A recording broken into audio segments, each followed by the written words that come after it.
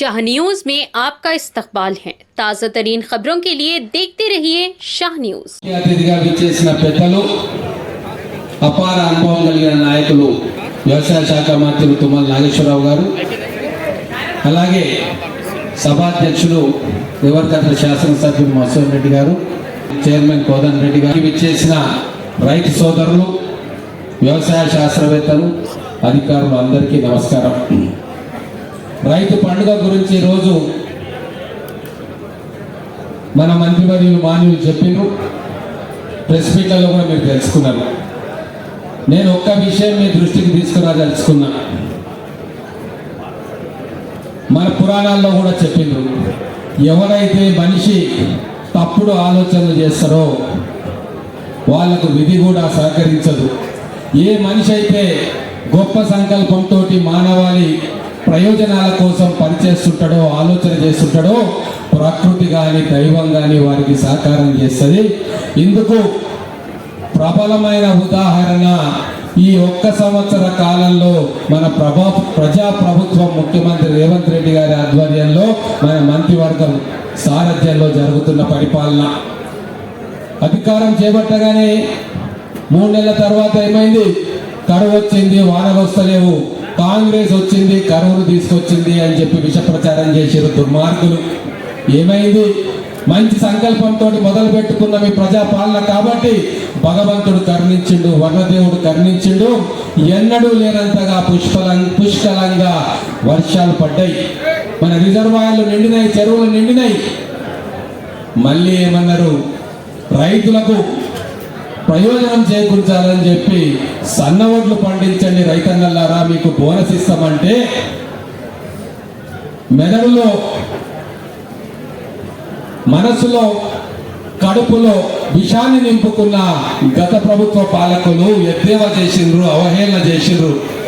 అట్టెట్ల పండిస్తారు సన్నాలు, రైతులు పండియకండి, బోనస్ ఇస్తే అందరికి ఇవ్వాలి అని చెప్పి దాన్ని రాద్ధాంతం చేస్తే ఈరోజు ప్రభుత్వం చెప్పినట్టుగానే ప్రభుత్వ పెద్దల సంకల్పాన్ని అర్థం చేసుకున్న రైతులు ఈరోజు సన్న రకాలను పండించి ఈరోజు దాదాపుగా భారతదేశంలోనే ఒక విప్లవాత్మకమైన మార్పుకు శ్రీకారం చుట్టిండ్రు.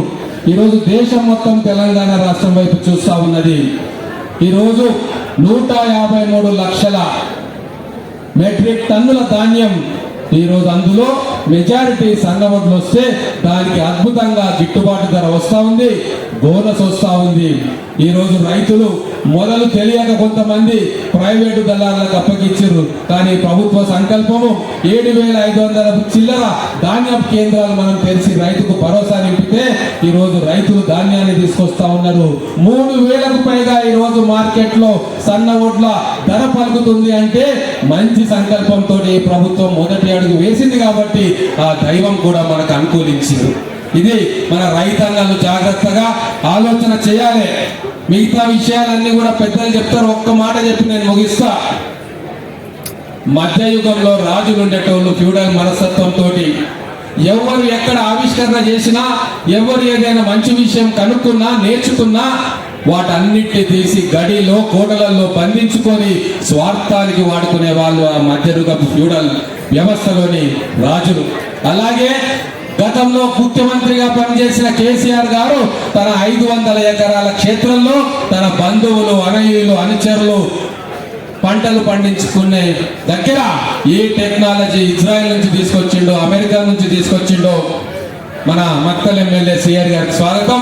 కానీ వాళ్ళ పంటలకు వాళ్ళ మిత్రులకు ఇచ్చుకున్నాడు తప్ప ప్రజలకు ఆ టెక్నాలజీని పంచలేదు. కానీ ఇప్పుడు ప్రజా ప్రభుత్వం ఒక పండుగ చేసుకొని దేశ విదేశాల్లో ఉన్న రైతులకు ఉపయోగపడే టెక్నాలజీ కానీ పద్ధతులు కానీ తీసుకొచ్చి పబ్లిక్ గా పెట్టి రైతులు నేర్చుకోవాలి అని చెప్పి ఒక ప్రజాస్వామ్య పద్ధతిలో పాలన చేస్తున్న విషయం రైతులందరూ గమనించాలి. అంటే స్వార్థపూరిత పాలకులు ఏ ఇన్వెన్షన్ వచ్చినా, ఏ కనుక్కున్నా అవి నాకు, నా వాళ్ళకు ఉపయోగపడాలనుకుంటారు. కానీ ప్రజాప్రభుత్వంలోని పాలకులు, ప్రజల మేలు కోరే పాలకులు ఏ ఆవిష్కరణ జరిగినా అది రైతులకు ఉపయోగపడాలి, రైతులకు ఉచితంగా ఇవ్వాలి అన్న ఆలోచనతో ఈరోజు పెద్ద ఎత్తున ఈరోజు మన పండుగ వాతావరణంలో రైతులకు అవగాహన కల్పించే ఒక బృహత్తరమైన కార్యక్రమాన్ని ప్రభుత్వాన్ని ఈ రోజు మీరు అందరూ చూస్తా ఉన్నారు. ఈ ప్రభుత్వాన్ని, ఈ నాయకులను, మన ముఖ్యమంత్రి గారిని, వ్యవసాయ శాఖ మంత్రి గారిని మీరు మనస్ఫూర్తిగా అభినందించాలి, ఆశీర్వదించాలని చెప్పి కోరుకుంటా ఉన్నా. ఏర్పాటు చేసి ఈ ఆవిష్కరణలు, ఈ టెక్నాలజీ, లేటెస్ట్ టెక్నాలజీ రైతుల ముంగిట్లోకి తీసుకుపోవాలన్న ఆలోచన వచ్చింది. అది పెద్దల దృష్టికి తీసుకోవాలని చెప్పి దామోదర్ రాజనరసింహ గారిని కోరుకుంటూ ఈ కార్యక్రమాన్ని ఇంత జయప్రదం చేసినందుకు జిల్లా యంత్రాంగం, ముఖ్యంగా మహబూబ్ నగర్ జిల్లా కలెక్టర్